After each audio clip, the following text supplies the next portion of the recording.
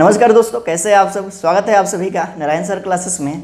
हमने class 12 chemistry के chapter 1 start किया था, सॉलिड स्टेट यानी कि ठोस अवस्था, और इसका भाग 1 हमने बता दिया। भाग 1 ज़्यादातर इंट्रोडक्शन था, ज़्यादातर चीज़ें हम लोग वही जाने जो पिछले क्लास में हम लोग जान चुके थे।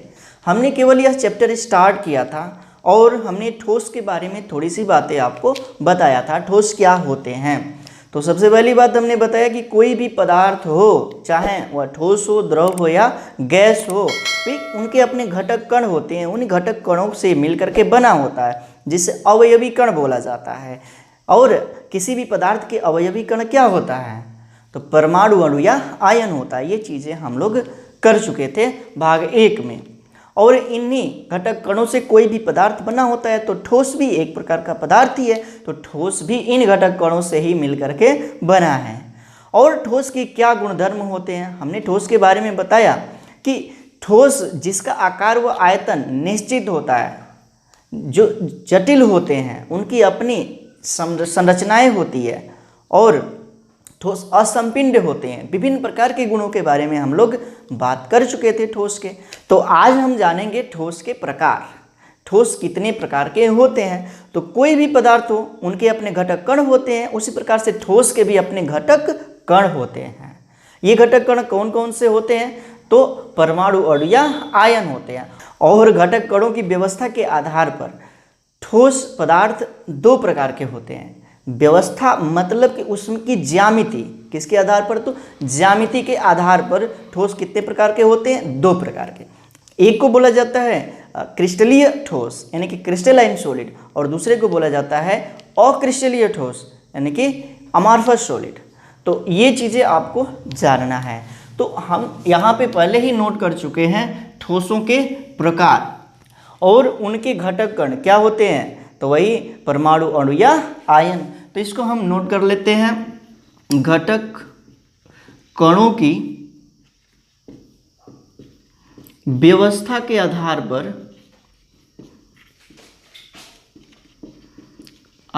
पर व्यवस्था का मतलब है ज्यामिति। क्या चीज, तो ज्यामिति। ये चीजें याद रखनी है। व्यवस्था के आधार पर ठोस 2 प्रकार के होते हैं। कितने प्रकार के, 2 प्रकार के। ये जितनी चीजें हम यहाँ पे लिख रहे हैं, नोट कर रहे हैं या आपको बता रहे हैं, इसको नोट्स पे लिखते चलना है ताकि आसानी रहे नोट्स बनाने में। और यह नोट्स बहुत ही आपके लिए कंफर्टेबल होगा और कोई भी चीज़ें आप उससे अच्छे से सीख पाएंगे। तो हम कहेंगे कि जो भी चीज़ें हम यहाँ पे बता रहे हैं उसको नोट्स के रूप में लिखते चलें।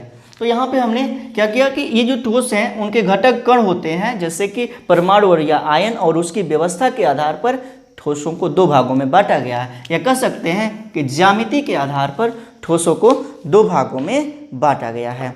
एक को बोला जाता है क्या चीज़, तो क्रिस्टलीय ठोस।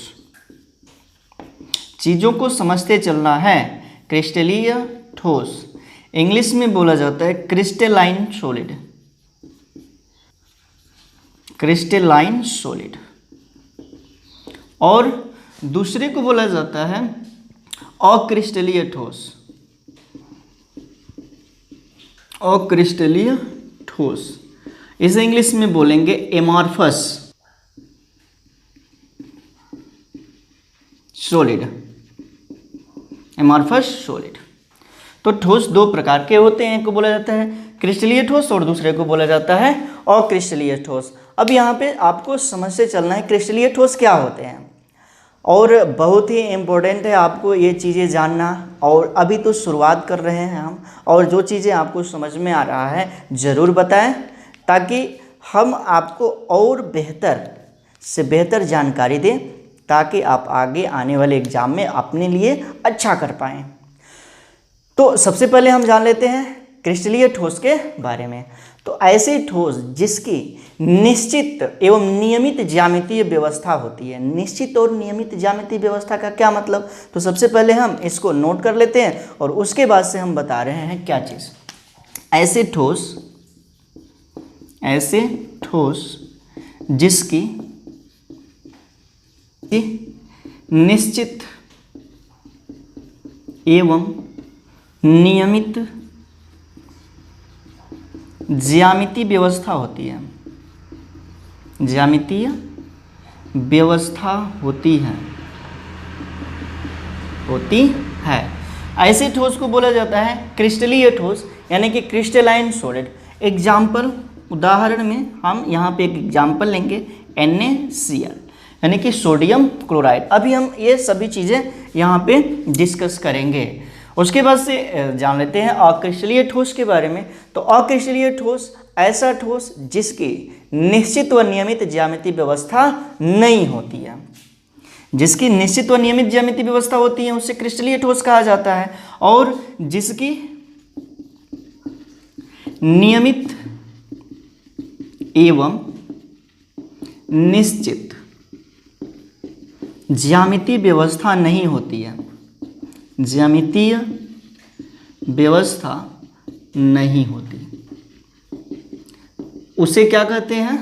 उसे बोला जाता है अक्रिस्टलीय ठोस। उदाहरण में हो जाएगा रबर। क्या चीज़? तो रबर। समझते चलना है यहाँ पे। अब इस साइड में आते हैं। अब क्रिस्टलीय ठोस के बारे में हम लोग जान लेते हैं कि इनकी निश्चित व नियमित ज्यामितीय व्यवस्था होती है, यानी कि ऐसा ठोस जिसकी निश्चित व नियमित ज्यामितीय व्यवस्था होती है। निश्चित व नियमित ज्यामितीय व्यवस्था किसकी होगी? उसके घटक कणों की, उसके घटक कणों की। जैसे कि NaCl, यहाँ पे हमने लिख लिया है NaCl। NaCl में घटक कौन है? आयन है। Na पर प्लस आयन और Cl पर माइनस आयन। उसी प्रकार से Na पर प्लस आयन और Cl पे माइनस आयन। उसी प्रकार से Cl पे माइनस, Na पे प्लस, Cl पे माइनस, Na पे प्लस। तो क्या है? ये घटक Na के बाद Cl आया। ये नहीं है कि सारा Na प्लस आयन एक स्थान पे हो और सारा Cl आयन एक स्थान पे हो, ऐसा नहीं है। इन कणों की अपनी एक निश्चित नियमित ज्यामितीय व्यवस्था है और ऐसे ठोसों को बोला जाता है कौन सा ठोस? क्रिस्टलीय ठोस। कौन सा ठोस बोला जाए? क्रिस्टलीय ठोस। चीज़ें आपके सामने है, सब कुछ समझ में आ रहा है तो जरूर आप लोग बताएं। आगे बढ़ते हैं, अक्रिस्टलीय ठोस के बारे में जान लेते हैं। अक्रिस्टलीय ठोस में हमने बताया जिसकी निश्चित व नियमित ज्यामितीय व्यवस्था नहीं होती है, ऐसे ठोस को बोला जाता है अक्रिस्टलीय ठोस। जैसे कि रबर। मान लेते हैं कि यहाँ पे हमने ये रबर को, ये दो प्रकार के कणों से मिलकर के बना है। एक को हमने दिखाया किससे? तो ब्लैक पेन से, और दूसरे को हमने दिखाया किससे? तो रेड पेन से। ठीक है, तो क्या है ये नहीं है कि ब्लैक वाला जो कण है वह उसके बाद रेड वाला, या उसके बाद ब्लैक वाला, उसके बाद से रेड वाला, ऐसा नहीं है। ये कण कहीं भी हो सकते हैं, इसकी कोई भी अपनी निश्चित ज्यामितीय व्यवस्था नहीं होती है। ऐसे ठोस को बोला जाता है क्या चीज़? अक्रिस्टलीय ठोस। दोनों के बारे में हमने परिभाषित कर लिया और बहुत सारे ऐसा चीज़ है। इसका एग्जाम्पल यहाँ पे दे देते हैं, NaCl हो गया, चीनी हो गया, या इसका एग्जाम्पल दे देते हैं रबर हो गया, कांच हो गया। ठीक, तो ये चीज़ें आप समझ चुके हैं कि क्रिस्टलीय ठोस क्या होता है। क्रिस्टलीय ठोस वह ठोस होता है जिसकी अपनी निश्चित व नियमित ज्यामितीय व्यवस्था होती है, और जिसकी निश्चित व नियमित ज्यामितीय व्यवस्था नहीं होती है उसे बोला जाता है अक्रिस्टलीय ठोस, यानी कि एमार्फस सॉलिड।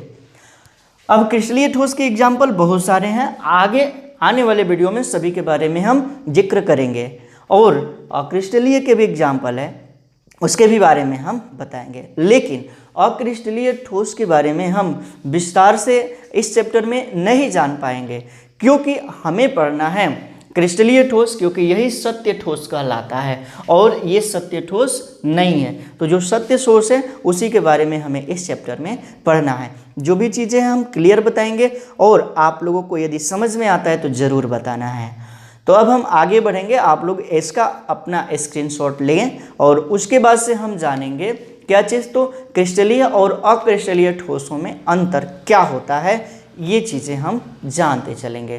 तो इसका आप स्क्रीनशॉट लें। तो आगे अब हम लोग बढ़ते हैं और जान लेते हैं क्रिस्टलीय व अक्रिस्टलीय ठोसों में अंतर।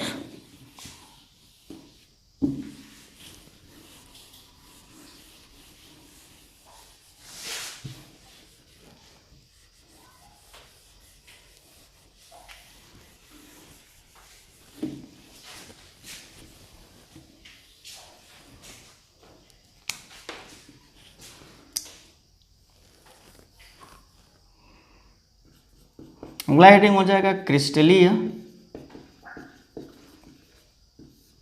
व अक्रिस्टलीय ठोसों में अंतर। कौन कौन से ऐसे अंतर हैं जो कि अक्रिस्टलीय को क्रिस्टलीय से अलग करता है, या क्रिस्टलीय व अक्रिस्टलीय ठोस भिन्नता प्रदर्शित होते हैं कौन कौन से गुणों में, इसके बारे में हमें जानना है। तो सबसे पहली बात कि यहाँ पे हम एक लाइन लिखेंगे और यहाँ पे हो जाएगा इसके लक्षण। तो पहला लक्षण हो जाएगा क्या चीज़, तो हो जाएगा आकृति। क्या, पहला नंबर हो जाएगा आकृति।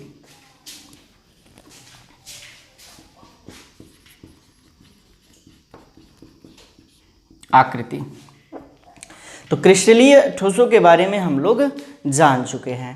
क्रिस्टलीय ठोस क्या होते हैं, तो जिसके घटक कणों की अपनी निश्चित व नियमित ज्यामितीय व्यवस्था होती है। तो उसी प्रकार से क्रिस्टलीय ठोसों की अपनी निश्चित व नियमित आकृति होती है, लेकिन अक्रिस्टलीय ठोसों की अपनी निश्चित व नियमित आकृति नहीं होती है। तो ये चीज़ें हम यहाँ पे नोट करेंगे कि इनकी निश्चित व नियमित आकृति होती है, आकृति होती है। और इसका क्या हो जाएगा, तो इनकी निश्चित व नियमित आकृति नहीं होती है, आकृति नहीं होती है। देखो भाई, यहाँ पे इसकी अपनी निश्चित व नियमित आकृति होती है और इसकी निश्चित व नियमित आकृति नहीं होती है, समझते चलना है।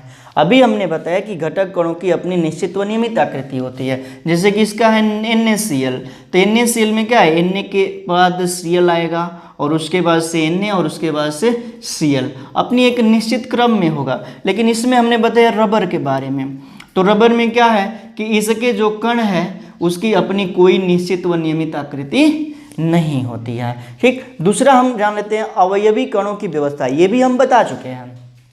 दूसरा हो जाएगा क्या चीज़, तो अवयवी कणों की व्यवस्था। तो अवयवी कणों की व्यवस्था मतलब कि ज्यामिति, तो इसकी अपनी निश्चित ज्यामिति होती है। कह सकते हैं कि इनकी अपनी निश्चित ज्यामिति व्यवस्था होती है, किसके, तो क्रिस्टलीय ठोसों की। और अक्रिस्टलीय ठोसों की अपनी निश्चित ज्यामिति व्यवस्था नहीं होती है। तो इनकी निश्चित ज्यामितीय व्यवस्था होती है, जिसे दीर्घपरासी व्यवस्था कहते हैं। दीर्घपरासी व्यवस्था कहते हैं। दीर्घपरासी व्यवस्था का क्या मतलब, जैसे कि Na है उसके बाद से Cl आएगा, उसके बाद से Na है उसके बाद से Cl आएगा। इनकी अपनी एक निश्चित व्यवस्था होगी ज्यामिति। ये नहीं है कि Na एक स्थान पे Cl एक स्थान पे, ऐसा नहीं है। तो इसकी ऐसी व्यवस्था को बोला जाता है दीर्घपरासी व्यवस्था। ऐसी व्यवस्था को क्या कहते हैं, दीर्घपरासी व्यवस्था। लेकिन इनमें क्या होता है, तो इनकी अपनी निश्चित ज्यामिति व्यवस्था नहीं होती है। इनकी निश्चित ज्यामिति व्यवस्था नहीं होती है। जैसे कि ये रबर वाला है, तो ये कण किधर है, कहाँ पे है, इसकी कोई भी संभावना नहीं है, कहीं भी ये हो सकते हैं। तो इनकी अपनी निश्चित ज्यामिति व्यवस्था नहीं होती है, और ऐसी व्यवस्था को बोला जाता है लघु परासी व्यवस्था। ये व्यवस्था क्या है, तो लघु परासी व्यवस्था। ये सारी चीज़ें आपको नोट करते चलना है, सब इनके लक्षण हैं और क्रिस्टलीय और अक्रिस्टलीय ठोसों में क्या अंतर है, ये चीज़ें हैं। आगे अगला जो गुण आ जाएगा वो होगा गलनांक एवं क्वथनांक। तो बात कर लेते हैं गलनांक की। तो कोई भी ठोस हो, यदि उसको गर्म किया जाए तो उसके जो घटक कण होते हैं, अवयवी कण होते हैं, उनके बीच की दूरी बढ़ती है, यानी कि उन कणों की गतिज ऊर्जा में वृद्धि होती है, जिस कारण से वे क्या करते हैं, एक अवस्था से दूसरी अवस्था में परिवर्तित हो जाते हैं, ठोस से द्रव में। तो जिस ताप पर कोई ठोस पिघलता है उस ताप को बोला जाता है, उस ठोस का क्या चीज, गलनांक। और यदि कोई द्रव है और उसको गर्म किया जाए और वह वाष्प अवस्था में, गैस अवस्था में चला जाए, तो जिस ताप पर कोई भी द्रव गैस अवस्था में जाता है उसे बोला जाता है क्वथनांक। और जो ये क्रिस्टलीय ठोस होते हैं इनके गलनांक व क्वथनांक निश्चित होता है, एक निश्चित ताप पर वे गलते हैं या वाष्प में परिवर्तित होते हैं। जैसे कि बर्फ, तो बर्फ 0 डिग्री सेल्सियस तापमान पर पिघलता है, यानी कि ठोस से द्रव में यानी कि जल में परिवर्तित होता है। और वही जो द्रव है, जल है, 100 डिग्री सेल्सियस ताप पर वाष्प में परिवर्तित होता है। तो इसका अपना निश्चित गलनांक व क्वथनांक होता है, लेकिन इसका निश्चित गलनांक व क्वथनांक नहीं होता है। जैसे कि रबर, जैसे टायर, तो टायर यदि जलाया जाता है तो सभी टायर एक बार नहीं पिघलता है, जहाँ से जलेगा वहाँ पे पिघलेगा, कहीं पे ठोस रहता है, कहीं पे वो गैस में परिवर्तित होता है। तो उसका कोई एक निश्चित तापमान है ही नहीं जिस पर कि वह द्रव या गैस में परिवर्तित हो। तो कहने का हमारा मतलब यही है कि जो क्रिस्टलीय ठोस होते हैं उनका अपना निश्चित गलनांक व क्वथनांक होता है, लेकिन अक्रिस्टलीय ठोस का कोई निश्चित गलनांक व क्वथनांक नहीं होता है। तो अगला जो लक्षण आ जाएगा, तीसरा नंबर, क्या चीज, तो गलनांक व क्वथनांक। तो इनका गलनांक व क्वथनांक क्या होता है, निश्चित होता है। निश्चित, एक निश्चित ताप पर ये पिघल जाते हैं या वाष्प में परिवर्तित हो जाते हैं, और इसका जो गलनांक व क्वथनांक है वह निश्चित नहीं होता है, निश्चित नहीं होता है। इसका गलनांक व क्वथनांक निश्चित होता है। ठीक, इतनी चीज़ें आपने समझा और इसका आप स्क्रीनशॉट लें और उसके बाद से हम अगला बताएंगे। अगला लक्षण 3 लक्षण में बता दिया, अब हम चौथा बताएंगे।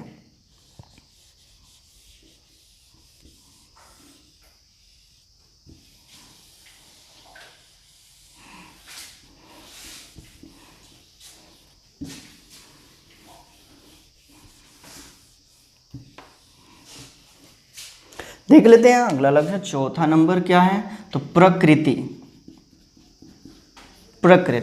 प्रकृति के अनुसार ये वास्तविक ठोस है, वास्तविक ठोस, और ये आभासी होते हैं, आभासी ठोस। तो सभी चीज़ें यहाँ पे क्लियर है कि इसकी प्रकृति वास्तविक ठोस की है और ये आभासी। इसीलिए तो इस चैप्टर में हमें इसी को पढ़ना है और अक्रिस्टलीय ठोसों के बारे में बस यहीं तक हम जानकारी देंगे। इसके आगे अक्रिस्टलीय ठोस आपको मिलेगा तो पढ़ा जाएगा बहुलक में।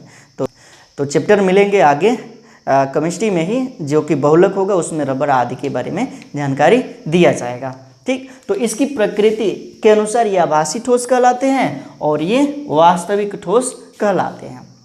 अब आगे बढ़ जाते हैं और अगला लक्षण जान लेते हैं, क्या चीज़, तो समपिंड्यता। 5वां आ जाएगा समपिंड्यता।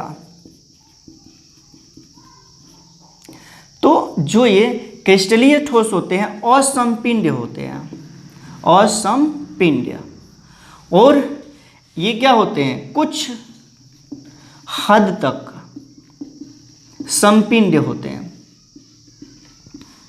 जैसे कि आप रबर को दबाएंगे तो दबेगा थोड़ा बहुत, तो इसलिए कुछ हद तक ये समपिंड्य होते हैं। कौन, अक्रिस्टलीय ठोस। लेकिन जो क्रिस्टलीय ठोस होते हैं असमपिंड्य होते हैं, उसको दबाएंगे तो दबने वाला नहीं है। जैसे कि लोहा को आप दबा लीजिए, कितना भी, क्या दबेगा, उसका शेप परिवर्तित होगा, नहीं होगा। लेकिन यदि आप रबर को दबाते हैं तो थोड़ा बहुत वो दबेगा, यानी कि उसके आकार में परिवर्तन होगा। तो हमारा कहने का मतलब है कि जो क्रिस्टलीय ठोस हैं वो असमपिंड्य होते हैं और अक्रिस्टलीय ठोस कुछ हद तक क्या होते हैं, समपिंड्य होते हैं। चीज़ें आप समझ चुके हैं। आगे बढ़ते हैं और अगला जो गुण जानते हैं वो क्या है, विदलन का, यानी कि क्लीवेज का। जो छठा गुण हो जाएगा विदलन, विदलन यानी कि इसे बोला जाता है क्लीवेज। ये क्या होता है, विदलन। तो विदलन, विदलन का क्या मतलब, ये भी एक गुण है ठोसों का। तो विदलन का मतलब यहाँ पे समझते चलिए, यदि कोई तेज धार वाली चीज से ठोस को काटा जाए तो ठोस को काटने पर या तो उसकी सतह चिकनी होगी या खुरदरी होगी। तो यदि हम ठोस को तेज धार वाली चाकू से काटते हैं तो जो क्रिस्टलीय ठोस है उसकी सतह चिकनी आती है। क्या आती है, चिकनी आती है। यानी कि कहने का मतलब है कि जो क्रिस्टलीय ठोस होते हैं उसमें विदलन होता है, तो उसमें स्पष्ट विदलन होता है, यानी कि उसकी सतह चिकनी आती है और यही कह सकते हैं कि उसमें विदलन होता है। लेकिन आप रबर को काट लीजिए, रबर क्या है, अक्रिस्टलीय ठोस है, तो काटेंगे तो उसकी सतह क्या होगी, खुरदुरी होगी, यानी कि चिकनी नहीं होगी, तो उसमें स्पष्ट विदलन नहीं होता है। ठीक है, तो क्या मतलब, तेज धार वाली चाकू से काटने पर स्पष्ट विदलन होता है। तेज धार वाली चाकू से काटने पर स्पष्ट विदलन होता है, यानी कि सतह क्या होती है, तो चिकनी होती है। अब यहाँ पे क्या है, स्पष्ट विदलन नहीं होता है, स्पष्ट विदलन नहीं होता है, नहीं होता है, यानी कि जो सतह होती है वो क्या आती है, खुरदुरी। तो बातों को समझते चलना है। विदलन का मतलब है कि तेज धार वाली चाकू से यदि क्रिस्टलीय ठोस को काटा जाए तो उसका स्पष्ट विदलन होता है, यानी कि उसकी सतह चिकनी होती है। लेकिन इसको यदि तेज धार वाले चाकू से काटा जाए तो इसमें स्पष्ट विदलन नहीं होता है, यानी कि इसकी सतह कैसी होती है, खुरदुरी होती है। ठीक है, इतनी चीज़ें आपने समझ लिया। अब हम अगला जो चीज़ें जानेंगे वो क्या होगा, तो शीतलन वक्र। तो आपको ये सभी चीज़ें समझते चलना है, इसका स्क्रीनशॉट लेना है। और अगला 7वां नंबर आ जाएगा, क्या चीज़, तो शीतलन वक्र।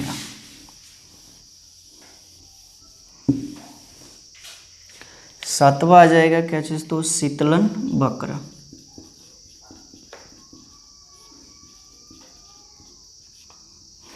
अगला जो अंतर आ जाएगा क्रिस्टलीय और अक्रिस्टलीय ठोसों में वो क्या है, तो वह है शीतलन वक्र। शीतलन वक्र, तो शीतलन वक्र को समझने से पहले हम एक एक्सपेरिमेंट करेंगे जो कि आप लोगों ने क्लास 9th में उस एक्सपेरिमेंट को किया था। तो उस एक्सपेरिमेंट के बारे में हम बताएंगे, उसके बाद से आपको शीतलन वक्र समझ में आएगा अच्छे तरीके से।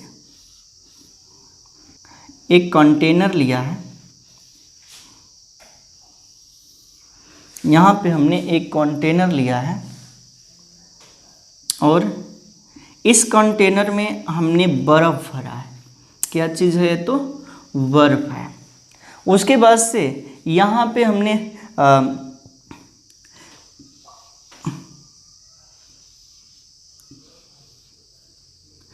यहाँ पे हम इसको क्या कर रहे हैं, तो गरम कर रहे हैं। बर्नर की सहायता से इसको क्या कर रहे हैं, गरम कर रहे हैं। अब सबसे पहले गरम करने से पहले हम इसमें एक थर्मामीटर लगाए हैं। क्या चीज़, तो है ये थर्मामीटर है, थर्मामीटर। इसमें थर्मामीटर लगाए हैं और थर्मामीटर ने क्या किया है, इसका तापमान, थर्मामीटर ने क्या किया, इसका तापमान किया है -10 डिग्री सेल्सियस। कितना मापा है इसके द्वारा, 10 डिग्री सेल्सियस माइनस का। अब यहाँ से हम बर्नर की सहायता से गर्म करेंगे तो क्या होगा, तापमान बढ़ेगा, 10 से आ गया -5 डिग्री सेल्सियस और उसके बाद से आ गया -0 डिग्री सेल्सियस। तो 10 से -5 डिग्री सेल्सियस तक आ रहा है, यह थर्मामीटर बता रहा है। लेकिन यह बर्फ की अवस्था में कोई परिवर्तन नहीं हो रहा है, ये केवल ऊष्मा ले रहा है और उस ऊष्मा को बोला जाता है बर्फ की गुप्त ऊष्मा। लेकिन जैसे ही 0 डिग्री सेल्सियस ताप पर आता है यह बर्फ पिघलने लगता है, और बर्फ पिघलेगा तो क्या होगा, द्रव अवस्था में जाएगा, यानी कि जल में परिवर्तित हो जाएगा। अब किस में परिवर्तित हो गया यह, तो जल में। तो ये नहीं है कि 0 डिग्री सेल्सियस ही तापमान है। अब 0 डिग्री सेल्सियस से तापमान 1 डिग्री सेल्सियस होगा, 5 डिग्री सेल्सियस होगा, 50 डिग्री सेल्सियस होगा, उसके बाद से 100 डिग्री सेल्सियस होगा। कितना, तो 100 डिग्री सेल्सियस। और जैसे ही 100 डिग्री सेल्सियस तापमान होगा, अब यहाँ से यहाँ तक जो तापमान था वो क्या कर रहा है, इस बर्फ को अवस्था परिवर्तित करने में लगा रहा है। ये ऊष्मा, ये जो ऊष्मा दिया जा रहा है उस बर्फ को जल में अवस्था परिवर्तन करने में लगा रहा है। लेकिन जैसे ही 99 डिग्री सेल्सियस से ऊपर जाता है, 100 डिग्री सेल्सियस आता है, इस पर जो है ये जो जल है वह वाष्प में परिवर्तित होने लगता है। किस में परिवर्तित होने लगता है, वाष्प में। उसके बाद से अब 100 डिग्री सेल्सियस तापमान हो गया, उसके बाद से 120 डिग्री सेल्सियस हो गया, 130 डिग्री सेल्सियस हो गया। ये सारे जो तापमान हैं वह सब ऊष्मा यहाँ पे दिया जा रहा है, थर्मामीटर से मापा जा रहा है। तो सब क्या करेगा, इसको वाष्प में परिवर्तित करने में सभी तापमान लगाएगा। तो कहने का ये मतलब है कि सारा का सारा बर्फ 0 डिग्री सेल्सियस तापमान पर पिघलेगा। अब उसमें अधिक ऊष्मा दिया जाएगा तो सभी ऊष्मा क्या होगा, उस बर्फ को पिघालने में लगेगा, और ये ऊष्मा ये जो कण है वो ग्रहण करेंगे।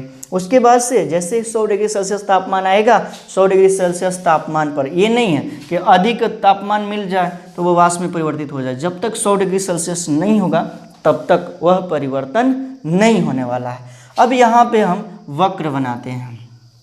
ये जो है तापमान है और ये समय है, ये तापमान है और ये समय है। तो यहाँ पे समझते चलना है कि यहाँ पे माइनस का 10 डिग्री सेल्सियस हमने लिया था। जैसे ही पहुँचेगा तापमान कहाँ पे, 0 डिग्री सेल्सियस पे, तो 0 डिग्री सेल्सियस पे तापमान जाएगा तो किस में परिवर्तित हो जाएगा, द्रव में, यानी कि जल में। यहाँ पे था बर्फ, बर्फ से परिवर्तित हो गया किस में, जल में।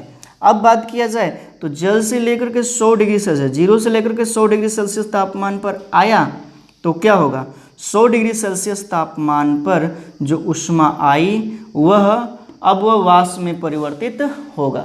किस में परिवर्तित होगा, वाष्प में। अब यहाँ पे जितना ज़्यादा ऊष्मा इसको मिल रहा है सभी जो है ये वाष्प में परिवर्तित कर रहा है। किस में कर रहा है, तो वाष्प में। तो यहाँ पे 100 डिग्री सेल्सियस से अधिक तापमान आया और ये वाष्प में परिवर्तित हो रहा है। तो एक वक्र मिला जो कि हमें इस तरह का दिखाई दे रहा है। इसी वक्र को हम उल्टा भी कर सकते हैं।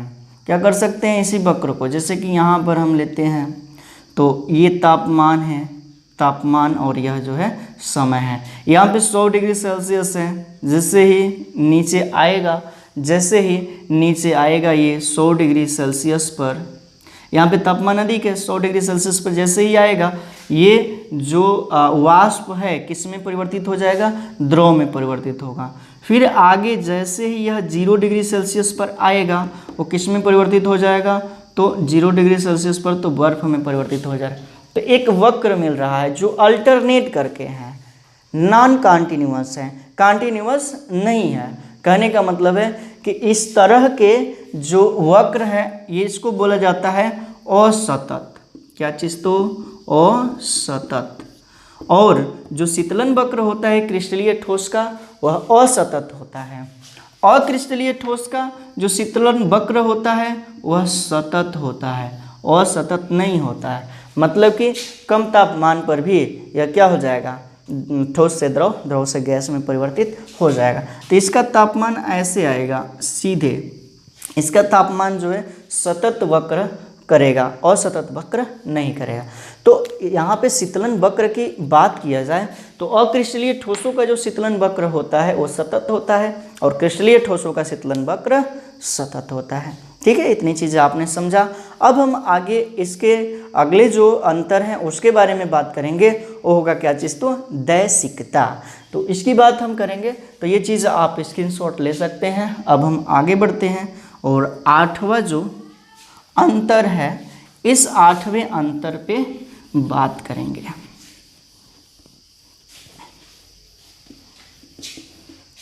आठवां अंतर क्या हो जाएगा, तो आठवां अंतर हो जाएगा क्या चीज़, दैसिकता।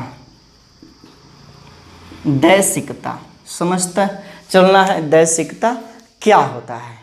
तो सबसे पहली बात कि हम यहाँ पे एग्जाम्पल लेंगे, जैसे क्रिस्टलीय ठोस का एग्जाम्पल है NaCl, तो यहाँ पर Na+Cl माइनस, Na+Cl माइनस, इस तरह से रचना होती है, Cl minus Na+Cl minus Na+Cl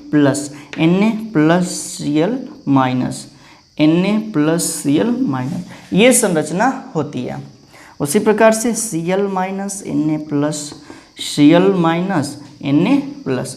अब क्या करते हैं कि इसको हम बीच से काटते हैं, ठीक है, बीच से काटते हैं, तब देखते हैं क्या इस साइड में क्या मिल रहा है, NaCl इस तरह से करके Cl Na प्लस, Cl पे माइनस Na प्लस, अल्टरनेट करके मिल रहा है, दोनों मिल रहा है, एक नहीं है। उसी प्रकार से यदि हम ऐसे इसको बीच से काटते हैं, ऐसे इसको बीच से काटते हैं, तो क्या हो रहा है, इसमें भी Cl Na मिल रहा है और इसमें भी Cl Na मिल रहा है, दोनों एक दूसरे से मिक्स मिल रहे हैं। इसका मतलब है कि इस तरह की दैसिकता को किसी भी दिशा में आप इसे काटिए, किसी भी दिशा में इसे काटिए, दोनों चीज़ें मिक्स मिल रही हैं, ये नहीं है कि दोनों अलग अलग हो जा रहे हैं। तो इस तरह की प्रकृति को बोला जाता है विषम दैसिकता। क्या चीज़, तो विषम दैसिकता, यानी कि जो क्रिस्टलीय ठोस होते हैं वह विषम दैसिकता वाले होते हैं।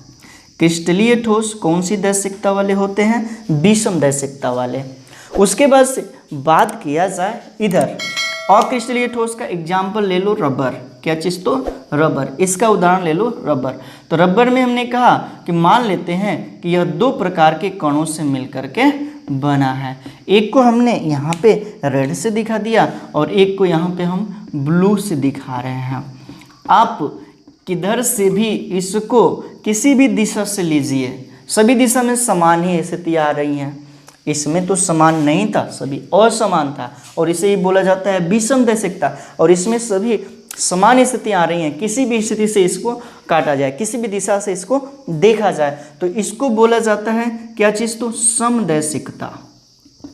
समदैशिकता। तो जो अक्रिस्टलीय ठोस होते हैं वो समदैशिकता वाले होते हैं। कौन, समदैशिकता वाले। और जो क्रिस्टलीय ठोस होते हैं वह विषम दैशिकता वाले होते हैं। तो यहाँ पे हमने क्रिस्टलीय और अक्रिस्टलीय ठोसों में अंतर बताया।